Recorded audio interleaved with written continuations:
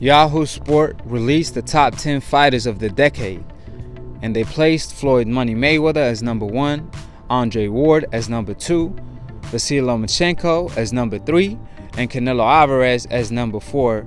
And they obviously had Manny Pacquiao number 8, I believe, which we got to talk about it. Now, almost every single year in the sport of boxing, a list will come out of the best 10 fighters of the decade or the past 25 years, and the list is so biased that it makes the sport look bad. Now, that could be because of multiple reasons. Obviously, maybe because the writer has an agenda or personal feelings and basing things off emotion instead of logic, or the network influence on the people that made the list. However, whatever the reason may be, it's bad for the sport of boxing. Placing a guy like Canelo Alvarez or Lomachenko over a Manny Pacquiao, a legendary fighter in the game. Obviously, Floyd Mayweather is number 1, undisputed, ain't no doubt about it. Andre Ward deserved his spot. However, to have Manny Pacquiao ranked number 8, not even on the top 5, is absolutely ridiculous, which we're going to talk about it and prove why so.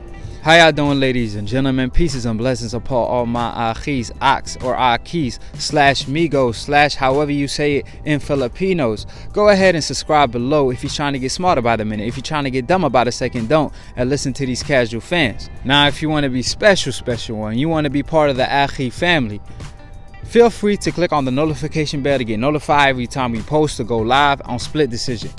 It's a boxing debate show hosted and posted every Sunday live. So call in. We want all the smoke. If y'all want to debate, we could agree to disagree. And if y'all just want to show love, then be my guest. It's my pleasure. So please call in. I appreciate every single one of y'all. That being said, this is definitely a topic we will cover on Split Decision this upcoming Sunday. So if y'all disagree, please call in. We want all the smoke. Now, Yahoo Sport released this list that I told y'all about, where they had Manny Pacquiao ranked really low, and I didn't really appreciate that. They tried to justify it by saying, hey, Manny Pacquiao got knocked out by Marquez.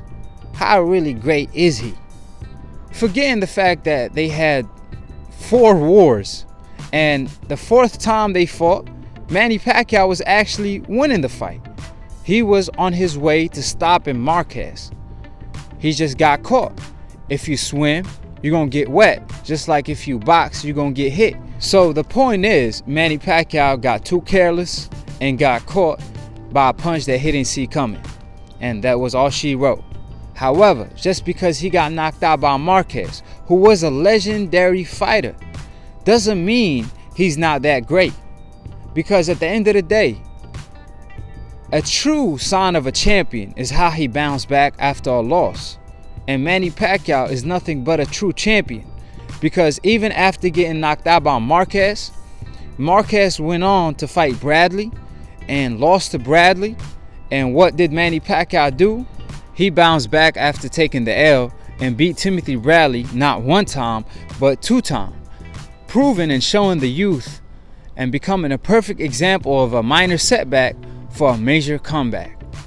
So that being said, he even tried to fight Marquez for the 5th time. I failed to mention that. However, Marquez was uninterested for good reasons. I mean, can you really blame him? Why should he when he already got the knockout victory?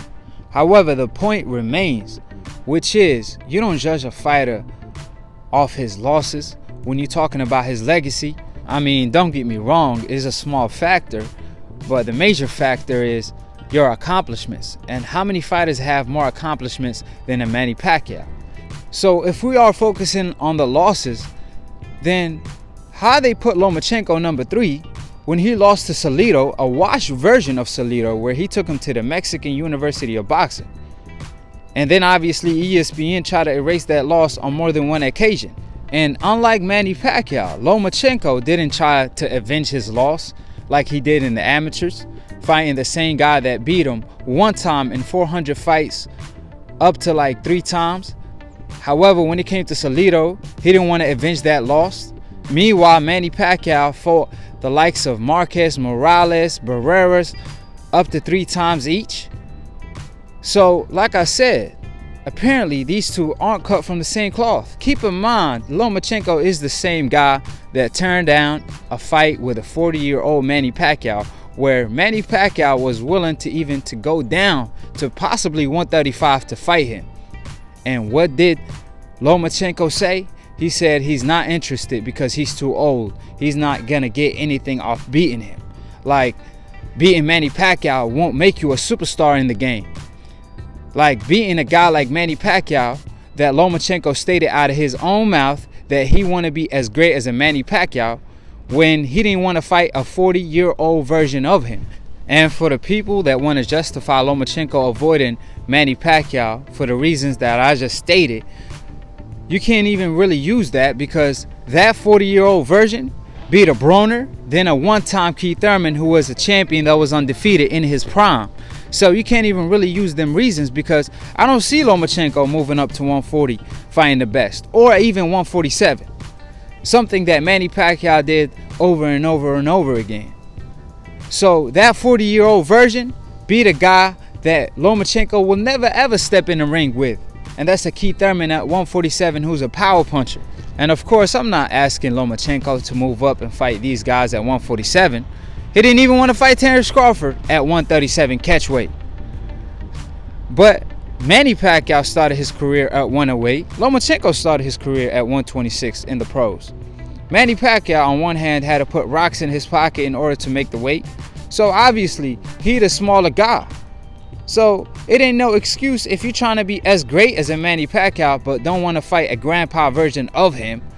So we all know what time it is with that. So how are you going to justify putting Lomachenko and Canelo Alvarez over a guy like Manny Pacquiao at the end of the day? Who did Lomachenko beat? And who did Canelo Alvarez beat that tops the fighters that Manny Pacquiao beat? And we could go through the list. I mean, we could go through the Manny Pacquiao legendary career of fighting the legendary fighters from Barrera that Manny Pacquiao came and blast off the scene, to Morales, to Marquez, and all these great legendary fighters. Yeah, he lost to Mayweather, but Mayweather is TBE almost, right? However, Canelo Alvarez, he fought Mayweather. He had every advantage in the world and lost every single round. And then he obviously lost to Lara, in my opinion. However, it don't really matter what I think, because BoxRec say Canelo won that fight because he has the judges' scorecard in his pocket. So obviously they did a favor or two for him on more than one occasion during his career. Even when he fought Floyd, one judge had it a draw and two judges had it close. But the point remained that Canelo Alvarez has been pro for 15 years and only fought 3 fighters in their prime. Meanwhile, Manny Pacquiao, I mean, I could go down the list of all the legendary fighters he done fought. Even when he's 40 years old, he beat a prime Keith Thurman. So either way you look at it, you can't justify the fact that Lomachenko and Canelo Alvarez is placed over a guy like Manny Pacquiao. You could even say, hey, Canelo and Lomachenko still active. So is Manny Pacquiao, even though he started boxing a decade before them. And he's doing what they supposed to do, fighting fighters in their prime. Meanwhile, Canelo Alvarez haven't fought Andrade nor Charlo, and they've been fighting around the same division for the past 5 years, and that's the best fighters around his division till this day. So Lomachenko, on the other hand, when he was 7 fights in or 8 fights in, I believe, they stated that he was pound for pound #1 when he already had a loss over guys like Andre Ward and Terence Crawford. And when Teddy Atlas told Andre Ward and Terence Crawford that they not competing with themselves, they competing with a guy that's 8-1, that's when Andre Ward looked at him and said, hey, you know what? I believe it's time to retire. And I think that's why Andre Ward retired more so in his prime, because he looked at Teddy Atlas and he told himself, I'm not going to get my just due. Regardless of what I do, I'm damned if I do, damned if I don't. So might as well retire. And I believe Teddy Atlas was one of the reasons Andre Ward retired. Because at the time he came off knocking out Kovalev, a pound for pound top 3 fighter at the time, who was crushing everybody. claiming that Andre Ward robbed him the first time. And Andre Ward knocked him out. And what did Teddy Atlas do? He told him, "You competing with Lomachenko, Andre Ward.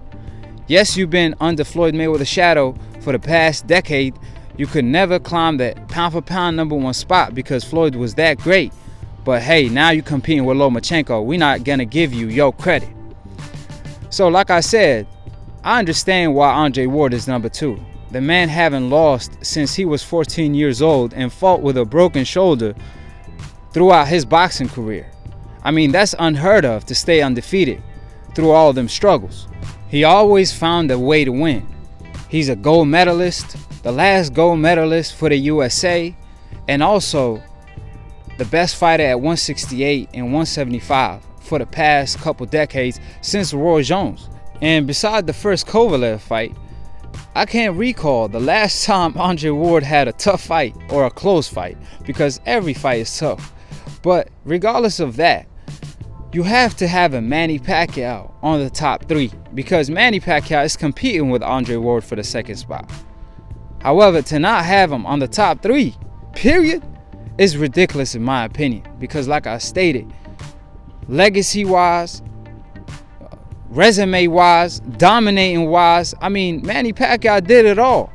And you can't put Lomachenko or Canelo Alvarez over him when they're not even coming close to his legacy or his resume or his dominance in the pros when he was in his prime. I mean, the $1 million question remains. Name me one fighter that tops Manny Pacquiao win over Barrera when he first came to the state. Just name me one fighter that Canelo or Lomachenko beat that tops at Barrera and the way he dominated Barrera. And that's not even the best version of Manny Pacquiao. So who are we kidding at the end of the day? Like I said, they only gassed up and hyped up Manny Pacquiao, and Max Kellerman had the audacity to say that he the greatest of all time, even better than Floyd. They did all that just to discredit Floyd, to take credit away from Floyd, and then when Floyd beat him, they automatically wrote him off. Even though he gave Floyd Mayweather a good fight. How many fighters you know actually hurt Floyd or won 2 rounds clearly? At the end of the day, they only gassed up and praised Manny Pacquiao because they hated Floyd.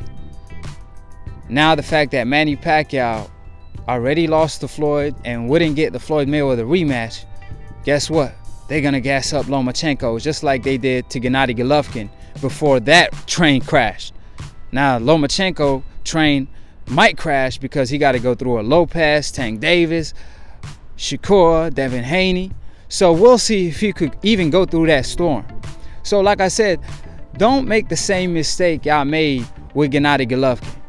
We already know how that went.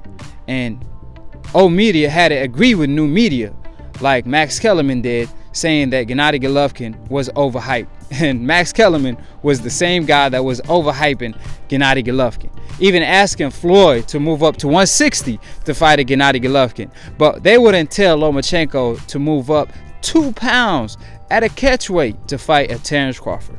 So even a blind man could see that this is personal. Even Stevie Wonder don't have to wonder what's going on in the boxing game because it's see-through. It ain't like Manny Pacquiao versus loss was to Floyd. Don't get me wrong, it was his biggest fight. So obviously it hurt the most when he lost that fight. But he had worse losses in worse fashion. For example, the Marquez loss. However, he was able to bounce back. So why would you write him off? Unless it's personal. Unless he didn't beat the guy that y'all wanted him to beat. So because he didn't, it's on to the next wave, and that's a Lomachenko. But even a Canelo, for example, he lost to Floyd every single round. And Lomachenko, on the other hand, lost to a washed up version of Salido and didn't want to avenge that loss. Requested a French fries title to avoid a Devin Haney. And avoided a Manny Pacquiao fight at 135 when Manny Pacquiao was willing to go down. And that's out of Lomachenko's own mouth. He admitted this on an interview. I'm not stating this. Everything that I stated is facts. So opinions are like assholes. Everybody has one. Brings facts to the table when you want to debate with this Akhi, your brother, that's not gonna hurt you, but it's gonna hurt your feeling by telling you the truth. So if you are allergic to the truth, then you're gonna have an ear infection almost. So we're gonna talk about this more on Split Decision this upcoming Sunday. So make sure y'all tune in and call in if y'all want to debate, because we want all the smoke at the end of the day. So go ahead if you want to be part of the Akhi universe of boxing. Subscribe below if you're trying to get smarter by the minute. If you're trying to get dumb about a second, don't. And listen to these casual fans. Follow my man Lunatune for the funniest boxing memes in the description box below. I will leave his Instagram link, so keep it as G and follow my man on IG, because he too part of the new media wave that Dante started. So shout out to DBN, shout out to Dante for giving me the opportunity to post on his platform. Check out the Akhi merch. If y'all want to be dripped up like the Akhi be on Split Decision, I posted my merch on my Instagram or on the description box. Take a picture with it, and when y'all call in to Split Decision, we're gonna announce your record on Split Decision on how many debates you won or lost, and obviously show you with the Akhi drip on.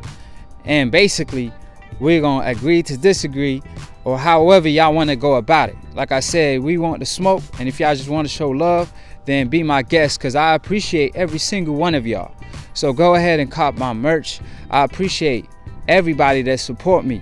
All my Akhis, all my Akhis, or however you wanna say it.